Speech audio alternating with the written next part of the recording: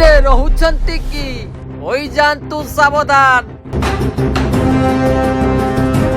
କେତେବେଳେ ଫାଟିବ ଏସି କେହି କହିପାରିବେନି। ଦିଲ୍ଲୀରୁ ଆସିଛି ଏ ହୃଦୟ ବିଦାର ଘଟଣା। ରାତିରେ ଫାଟିଲା ଏସି ଚାଲିଗଲା 9 ଜୀବନ। ହଁ ଆଜ୍ଞା, ରବିବାର ସକାଳେ ଦିଲ୍ଲୀରେ ଭୟଙ୍କର ଅଗ୍ନିକାଣ୍ଡ।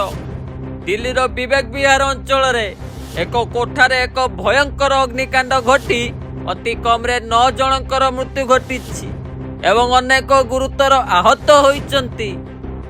ତେବେ ଏବେ ବି ଉଦ୍ଧାର କାର୍ଯ୍ୟ ଜାରି ରହିଥିବାରୁ ଆଗକୁ ମୃତାହତଙ୍କ ସଂଖ୍ୟା ବଢିପାରେ ବୋଲି ଅନୁମାନ କରାଯାଉଛି। ଜଣେ ଅଗ୍ନିଶମ କର୍ମଚାରୀ ସୂଚନା ଦେଇଛନ୍ତି ଯେ ଭୋର ପ୍ରାୟ 3:47 ସମୟରେ ଅଗ୍ନିଶମ ନିୟନ୍ତ୍ରଣ କକ୍ଷକୁ କଲ୍ ମିଳିଥିଲା।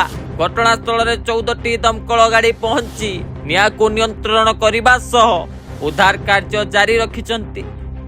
ଉଦ୍ଧାରକାରୀ ଟିମ୍ 12ରୁ ଅଧିକ ଲୋକଙ୍କ ଉଦ୍ଧାର କରିଛନ୍ତି।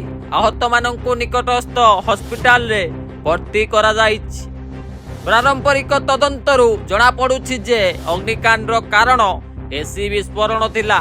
ନିଆଁକୁ ନିୟନ୍ତ୍ରଣ କରାଯାଇଛି କିନ୍ତୁ କୁଲିଂ ପ୍ରକ୍ରିୟା ଏବେ ବି ଜାରି ରହିଛି। ରିପୋର୍ଟ ଅନୁସାରେ କୋଠାର ଦ୍ୱିତୀୟ ମହଲାର ଥିବା ଏକ ଫ୍ଲାଟରେ ଏକ ଏସି ବିସ୍ଫୋରଣ ଯୋଗୁଁ ନିଆଁ ଲାଗିଥିଲା, ଯାହା ତୃତୀୟ ମହଲାରୁ ବ୍ୟାପି ଯାଇଥିଲା।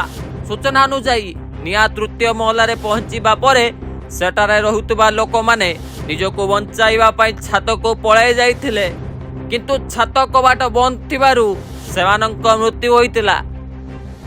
ଦ୍ୱିତୀୟ ମହଲାରେ ମଧ୍ୟ 4 ଜଣ ଲୋକ ଉପସ୍ଥିତ ଥିଲେ, ଯେଉଁମାନେ ମଧ୍ୟ ମୃତ୍ୟୁବରଣ କରିଛନ୍ତି। ବ୍ୟୁରୋ ରିପୋର୍ଟ, ଦିନଲିପି ଲାଇଭ୍। ଦିନଲିପି ଲାଇଭ୍ को एबे ही लाइक शेयर सब्सक्राइब करନ୍ତୁ।